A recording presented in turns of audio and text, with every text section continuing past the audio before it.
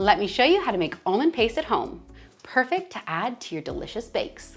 To a food processor, add 200 grams, 2 cups of skinned almonds.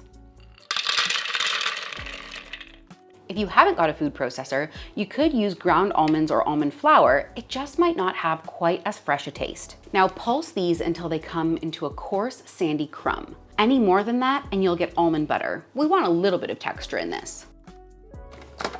This is the consistency you're looking for. You can see we have no large chunks of almond, but there still are some little coarse bits in there for that texture. To a bowl, add your coarsely ground almonds, and then sift in 100 grams, 3/4 cups plus 2 tablespoons of icing or powdered sugar. I live in a very humid environment, so mine always gets lumpy and I make sure to sift it every time. Give that a mix. Then add in 2 grams, half a teaspoon of almond extract, 1 egg white, and about a teaspoon, 15 milliliters of water. Now let's mix that all together. If you want this to be pipeable, say to put into an almond croissant, you can add a little bit more water to it.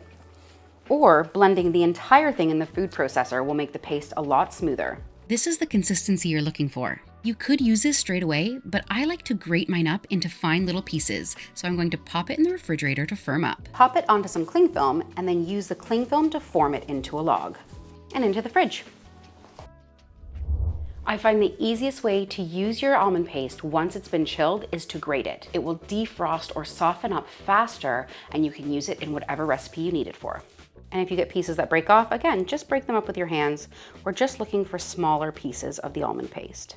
And any leftover almond paste can be wrapped up and stored in the freezer for 3 months. This is a great recipe to add texture and almond flavor to your bakes.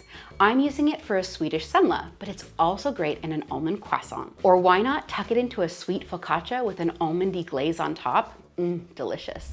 If you want to see me using this almond paste in my semla recipe, my video is here. And if you found this video helpful, please hit the like button down below. Make sure you subscribe because I come out with a new video every week. See you next time.